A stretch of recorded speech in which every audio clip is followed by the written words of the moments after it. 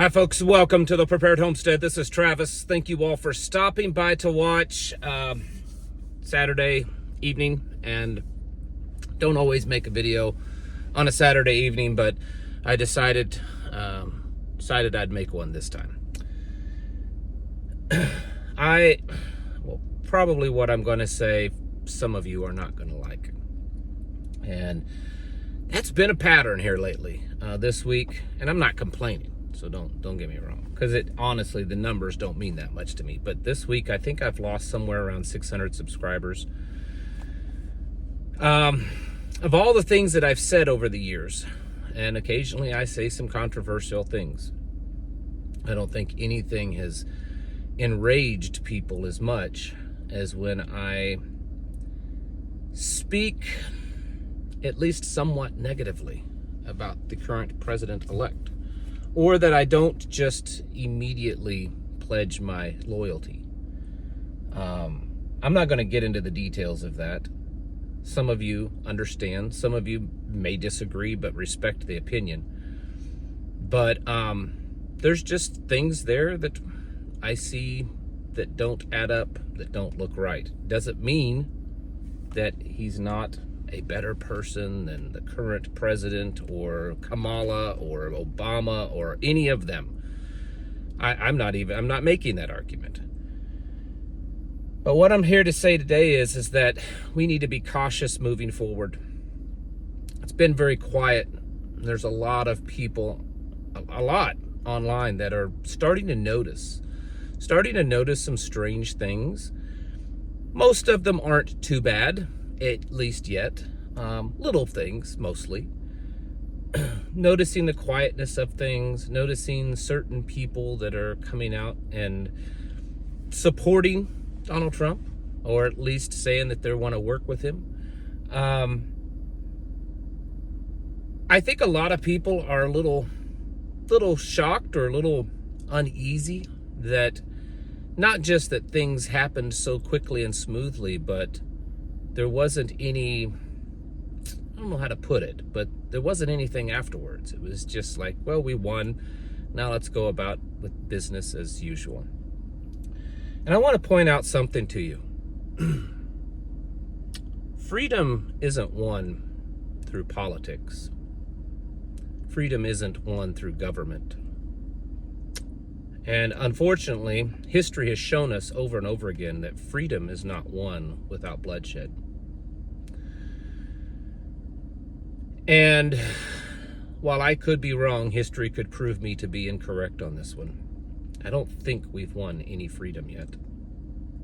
I'm sure there will be little things that have the appearance of freedom. But as of yet, unless things start to dramatically change, I don't think that's where we're headed. It doesn't mean that we're headed in the same direction that Obama and Biden and Kamala and all of them wanted. I've said for a very long time that this idea out there that's been thrown around through conspiracies and stuff that, oh, there's black hats and white hats, or there's, the globalists and the other guys, and we've tried to paint the picture that the other guys are the good guys. And I don't think that that's necessarily true. I think the other guys the destination is just as bad. It's just a different way to get there. A way to get there that people are more likely to jump on board. I think one of the things that has kind of shocked me, and that's a little unsettling, is the amount of people, the amount of nations and leaders of other nations that are not our friends, and that even though they were opposed to, say, Joe Biden and Kamala Harris and their policies, they're definitely not countries that have policies that we should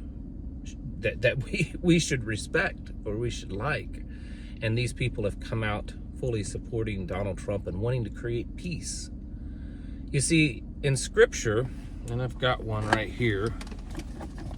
Let me find it. It's somewhere. Oh no, it's over here. In Scripture, there is only one thing that talks about peace. Well, here it is. I have it out all the time and it kind of gets moved around. There's only one thing in this book that talks about peace as time gets towards the end, and that is a false peace, a false light, a false hope. You see, Satan is really good at that. Hollywood likes to portray Satan as this evil looking, evil acting, demonic, scary, grotesque monster. But the Bible tells us that that's not true. The Bible tells us that he's actually quite handsome, good talker, smooth, and that everything he's doing is not necessarily to bring this grotesque, monstrous darkness, but to bring a false version of what the Father has created. A false version of it. It talks about in Revelations how the whole world comes together in unity under him in peace. Now, before some of you start to, minds explode, I am not by any means insinuating that I think that Donald Trump is the Antichrist. I know a lot of people think that's where I'm going with this. That's not true. I don't think that at all. But I do believe that if things continue down the path that they're going, that it is quite possible, more so now than ever before, that the world could come together in some level of unison, which could lead to that. And again, I just want to point out that freedom isn't won without bloodshed. It never has been in history. And to think that an election that ended up not being a very difficult election to win, that ended up not being a very contested or chaotic election, to believe that that can happen in such a very smooth way, and that just all of a sudden lead to freedom. Unless I'm very wrong, I think that's something that we need to stop and really think about. There are things happening for certain. There's things happening you could almost guarantee behind closed doors, things that's probably been going on for months now, years, maybe decades. And it's quite possible that this election is leading to that. I don't know. My wife and I, we've spoken on this. And if it turns out that we're completely wrong and we do enter into this kind of golden age of America, that things just get better and America becomes more free and everything, the economy improves and stuff, then I guess we'll take that, right? But I'm not seeing that, because the one thing that's been missing in all this, that's really kind of made me think that that it's a false type of freedom, is that there's not a spiritual revival going on at the same time. If you look throughout American history, if you look out through world history, when there are the few times that the people rose up against tyranny to fight for true freedom, it almost always coincides with some level of spiritual revival. Either just before or during or after, something like that. And we're not seeing that. And we're not seeing any leadership that's leading this push for freedom that is showing any kind of spiritual leadership and guidance. In fact, it's just the opposite. That most people, even the people that are solid Republican, conservative, Trump supporters, the one thing that they've complained about is that so many of the people in that movement nowadays, the prominent, the leadership, are not showing any kind of biblical, spiritual, Christian leadership. In fact, it's almost like they're moving further and further away. It used to be just assumed that the solid Bible-believing Christians in this country were conservative and voted Republican. And because whether it was fake or not, at least the Republican Party tried to throw them a bone every once in a while, you could say. And that's not happening at all.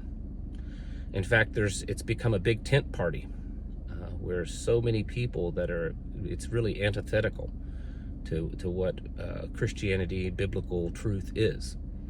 And I think that should be something that opens people's eyes. I want to caution, I'm not trying to burst a bubble here. And I'm not trying to be the sore loser, because I don't feel like I've lost. I don't feel like I'm a loser at all. I certainly wasn't supporting Kamala. I certainly wasn't supporting any of those policies. I wanted a leader that wasn't just truly, honestly, purely conservative. I wanted a leader that at least espoused some strong Christian beliefs and was open about it and was proud to say those things. It was not ashamed, and that didn't kind of walk around the subject and only kind of mention it when it was necessary. And those are the things that I've not seen at all. So we don't have any kind of spiritual revival really going on, and freedom this time, liberty this time, has come at no cost whatsoever. So I want you to ponder those things. Think about that. I'm not saying don't support it. I'm not saying don't be part of it. I'm just saying keep a watchful eye on it, because things just don't look right now. They don't smell right. Something's off. And a lot of times that's a big indicator of some type of false thing, false light, false freedom, false truth. We need to be prepared for that too. Because if I'm correct, it's a bad deal. If I'm wrong, then we'll just have a wonderful old time, right? But it doesn't hurt to be a little prepared and be keeping an eye open for that. Folks, it's time to get your houses in order and to prepare yourselves mentally, physically, and spiritually. Thanks for watching. Catch you in the next video.